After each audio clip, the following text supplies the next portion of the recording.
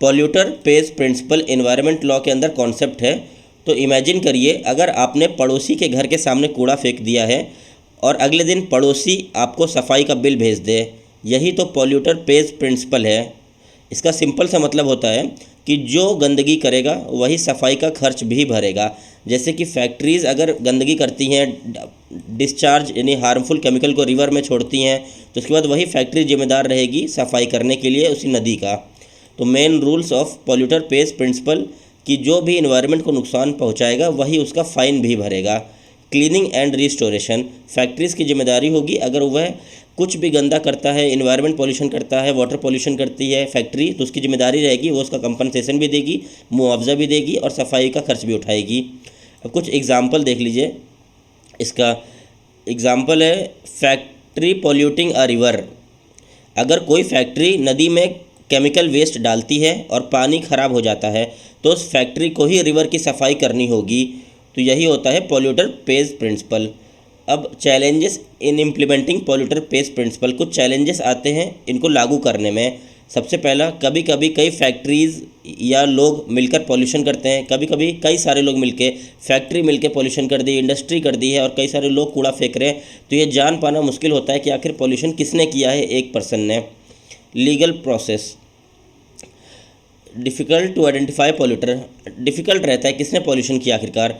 Expensive and lengthy legal process, इसका court में cases ज़्यादा टाइम भी लगता है और ज़्यादा पैसा भी लगता है, क्योंकि इन्वायरमेंटल लॉज के केसेस कितने चलते हैं ये आपको भी पता होगा। वीक लॉज, ये जो इन्वायरमेंट लॉ है काफ़ी वीक लॉ है, इसका इम्प्लीमेंटेशन उतना स्ट्रांग नहीं है जितना प्रोसीजरल लॉज हमारे CRPC BNSS हैं। करप्शन एंड वीक इन्फोर्समेंट, ज़्यादातर आपने देखे होंगे ऑफिसर्स होते हैं, पैसा खा लेते हैं, घूस खा लेते हैं और फैक्ट्रीज़ को यानी लायबल नहीं ठहराते हैं ऑफिसर्स लोग। रेजिस्टेंस फ्रॉम बिग कंपनीज़, बड़ी कंपनियां ज़्यादा फ़ाइन देने से बचने की कोशिश करती हैं। वह कोशिश करती हैं कि अधिकारियों को ही घूस दे दिया जाए और वो उससे बच जाए फ़ाइन पे करने से। अब क्यों इम्पोर्टेंट है, why is polluter pays principle important. Polluter को नुकसान की भरपाई करनी पड़ती है, यानी जिसने पॉल्यूशन किया है वही भरपाई करेगा। इससे होगा कि एनवायरनमेंट भी हमारा क्लीन रहेगा।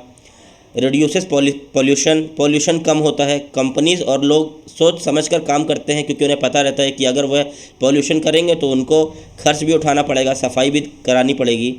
इको फ्रेंडली मेथड्स को बढ़ावा मिलता है। इंडस्ट्रीज़ क्लीन टेक्नोलॉजी अपनाती हैं, क्लीन टेक्नोलॉजी इस्तेमाल करती हैं सफाई करने के लिए। फेयर सिस्टम, सफाई का खर्च गवर्नमेंट या पब्लिक पर नहीं पड़ता है, बल्कि जिसने पॉल्यूशन किया होता है उसी पर पड़ता है।